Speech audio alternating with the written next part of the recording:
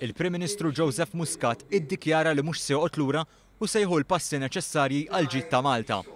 Dan b'referenza għal każ li fih kien involut ix-xufier security li kien assenjat mal-Ministru Manuel Mallija.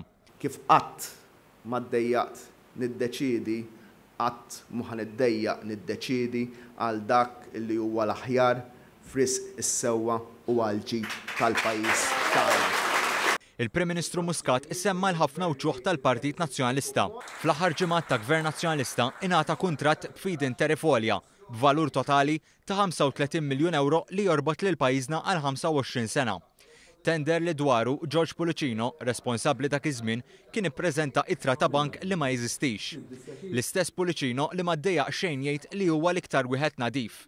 Simon Busuttil wera li fil-każ ta' George Pulicino irid jimxi mod, iżda fil-każ tal-Ministru Mallija irid jimxi mod ieħor. Allura sewwa, għal George Pulicino irid iħalli l-affarijiet isiru l-inkjesti.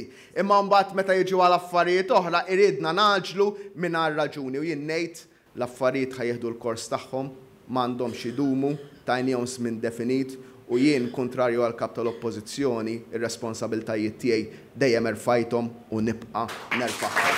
Il-Prim Ministru tkellem ukoll dwar iż-żieda tal-500 euro li kienu ħadu l-membri parlamentari nazzjonalisti fil-leġislatura li għaddiet.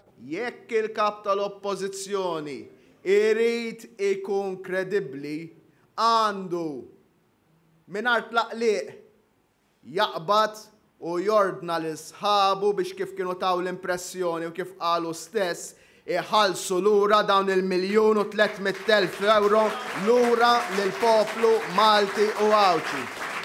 U jekk membri parlamentari nazzjonalisti ħallsu kollox lura kif qed jgħidu, il-Prim Ministru Muscat talabhom juru l-irċevuti.